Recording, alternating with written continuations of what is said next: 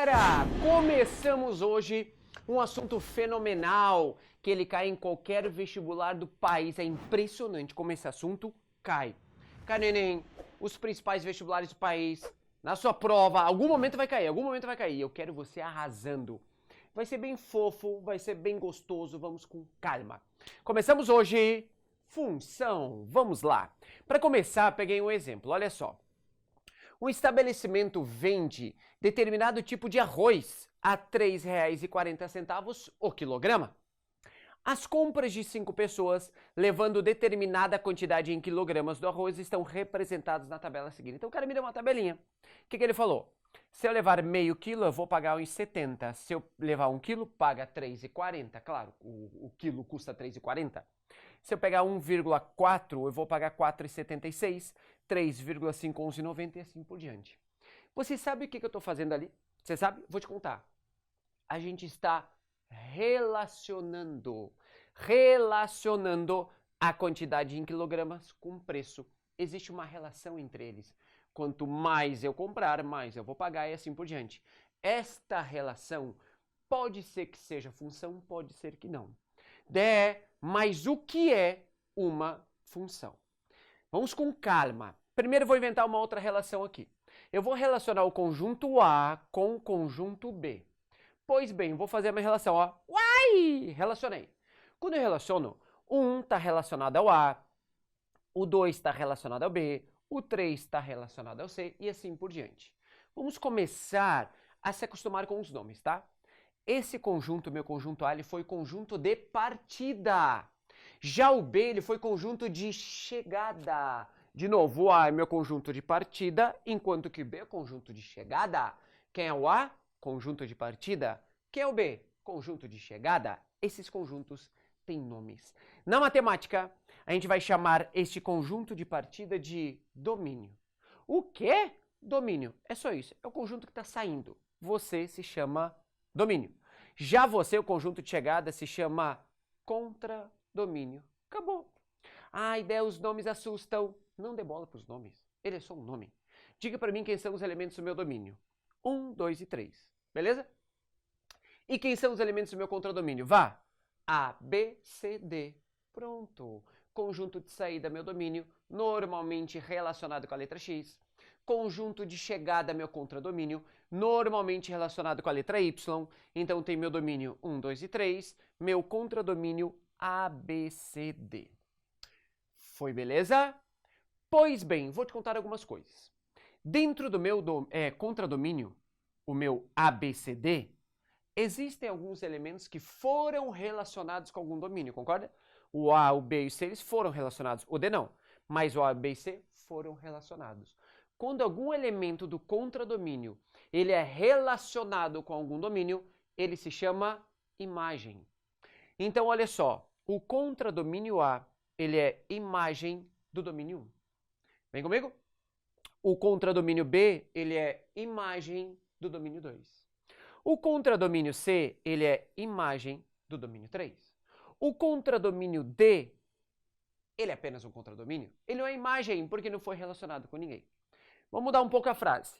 O domínio 1 tem imagem A, o domínio 2 tem imagem B, o domínio 3 tem imagem C.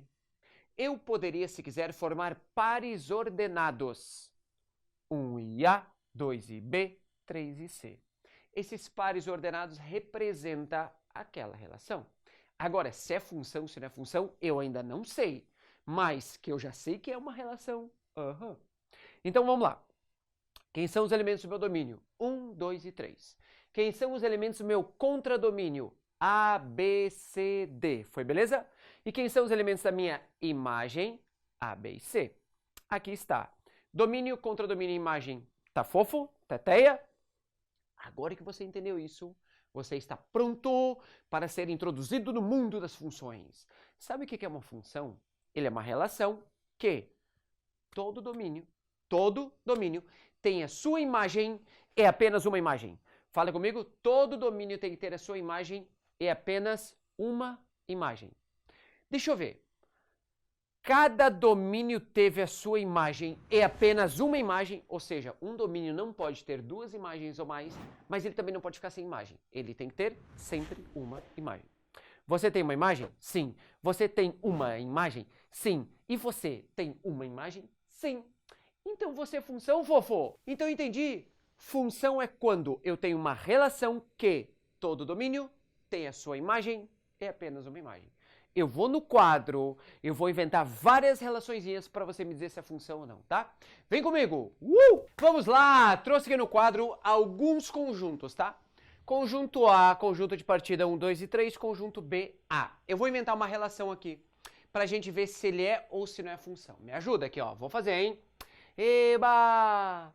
Yupi! Iha! Quero mais! Vamos juntos! Eba! Yupi! Iha! Só mais... Ah, você podia me ajudar aí, né? Você podia falar o eba, yupi, iha junto comigo. E não tenha vergonha, tá? É o cara que fica com fone, ele faz assim, ó, eba, olhando pro ladinho. Não olhe pro lado, vem junto. Vamos na alegria, na fé. Eba! Agora você! Yupi! Iha! Cheguei a desafinar tudo. Foi, beleza? Inventei aqui algumas relações. Primeira relação. Estou relacionando conjunto A com conjunto B. Domínio elementos 1, 2 e 3 contra domínio A. O A é a imagem dessa galera. Agora deixa eu ver se ele é função, se não é. Qual é a definição de função mesmo? Todo domínio tem que ter a sua imagem, é apenas uma imagem. A minha pergunta é, todo domínio teve a sua imagem, é apenas uma imagem? Sim ou não? Hã? Sim. Ah, a ideia é repetir imagem. Repetir imagem? Eu tô nem aí. O que me interessa é domínio. Quem manda na função é domínio. Você só tem uma imagem? Sim, o A. Você só tem uma imagem? Sim, o A. Você só tem uma imagem? Sim, o A. Logo, você é função. Foi fofo? Quero ver o próximo, hein? Próximo. Conjunto de partida A, conjunto de chegada B. Domínio A contra domínio B. Quero saber se esse cara é função. Dá uma olhada e me diga. Ele é função? Tempo para você. Bem, acabou o tempo. E aí, é função ou não é função? Não! Por que não é função? Ele teve dois problemas.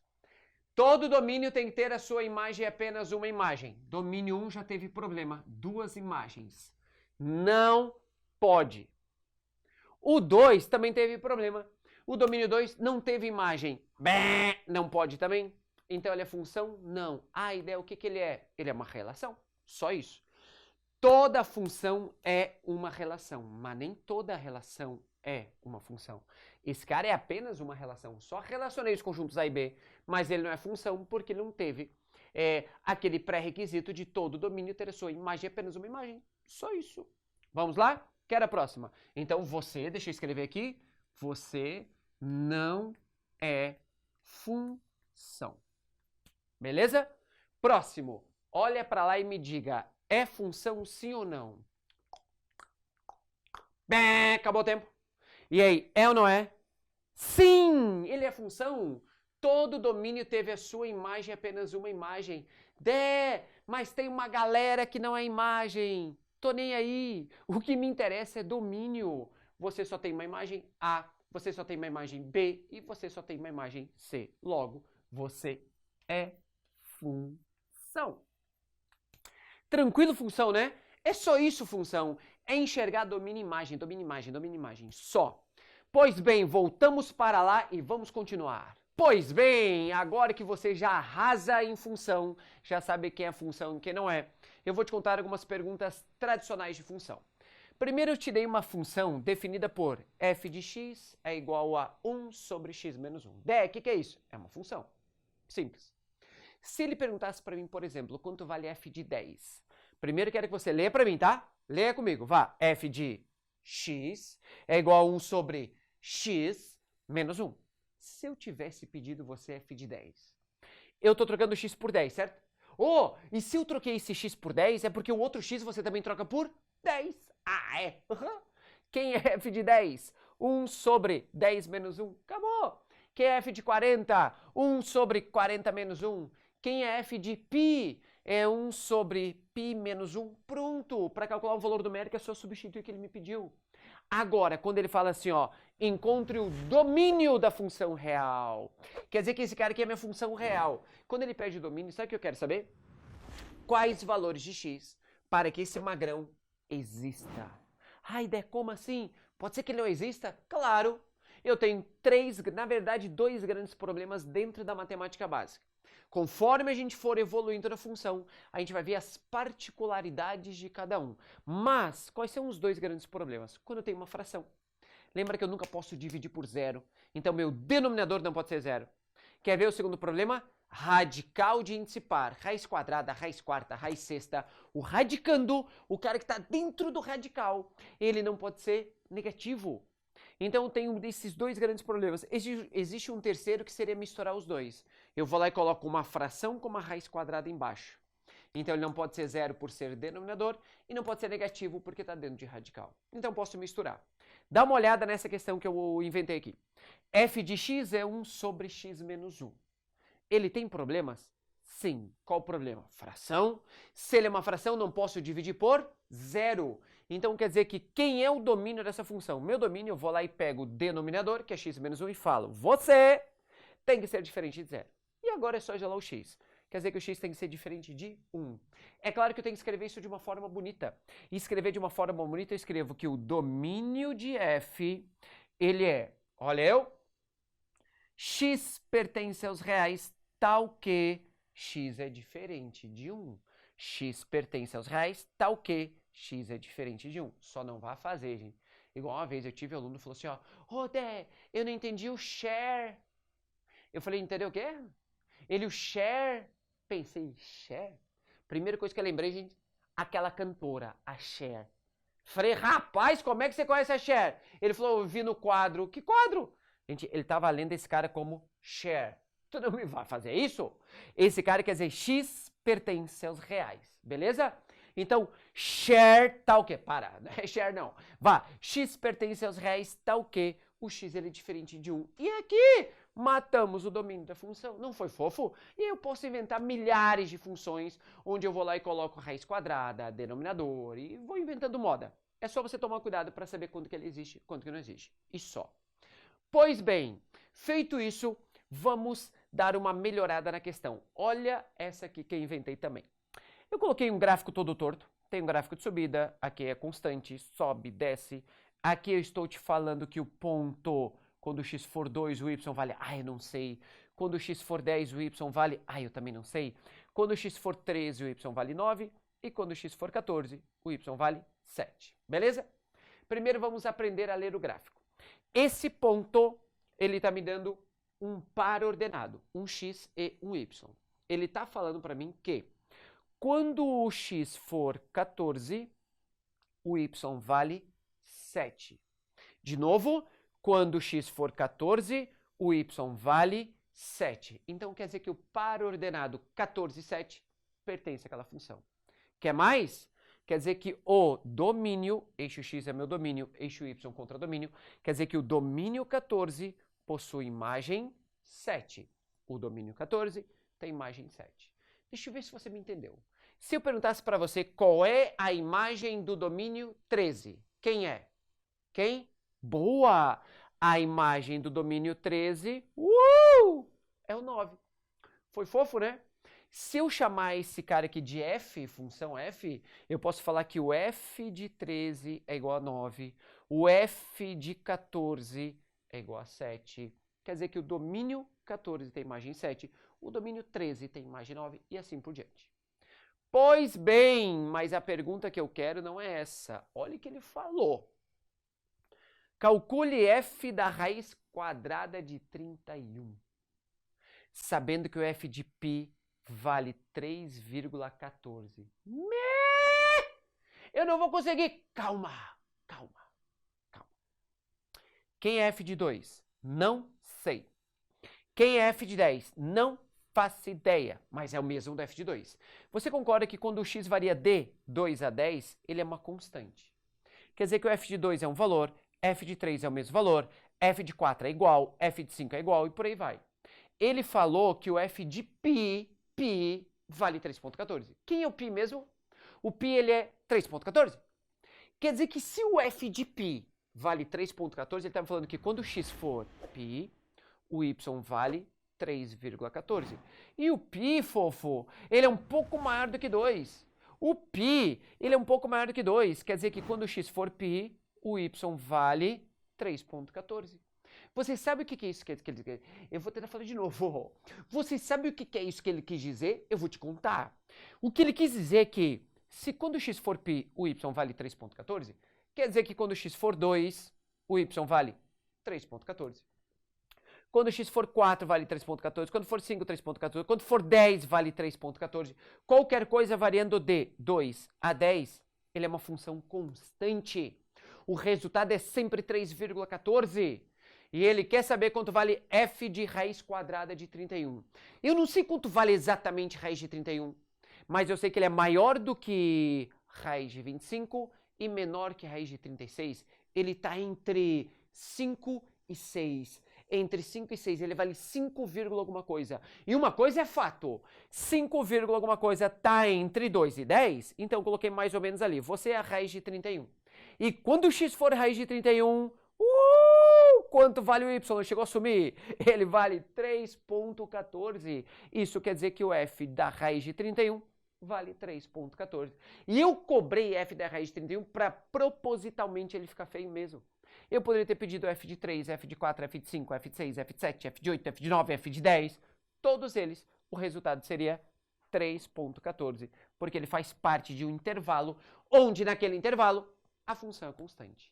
Gostou, hein? Eu adorei essa questão. Sabe o que eu quero? Eu quero é mais, eu quero é mais. Próxima.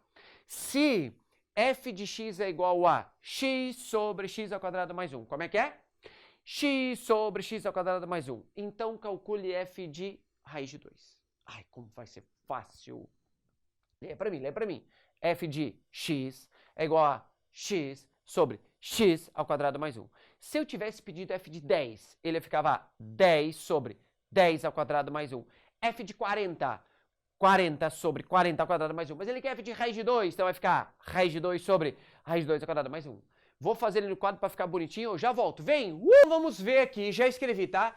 F de x é x sobre x ao quadrado mais 1. E f de raiz de 2, quanto vale? É isso que eu comentei com você. Se ele pediu o f de raiz de 2, ou seja, se no lugar do x ele colocou raiz de 2, é no lugar de cada x você colocar raiz de 2. Acabou. Deixa eu ver se você me entendeu. O f de raiz de 2 é igual a já raiz de 2 sobre raiz de 2 ao quadrado mais 1. Agora é só fazer continhas. Meu numerador, ou antecedente, fica raiz de 2. Meu denominador, ou consequente, fica raiz de 2 ao quadrado, 2. 2 mais 1, 3. Logo, f da raiz quadrada de 2 é raiz de 2 sobre 3. Fofo. Com isso, você já entendeu a parte básica de função, nossa primeira aulinha. Agora eu quero você resolvendo as questões, aprendendo a interpretar gráfico. Tem duas questões, ó, lindinhas. Resolva, assista o vídeo e te espero lá. Um beijo pra vocês, até a próxima da Tia Pudedé. Tchau!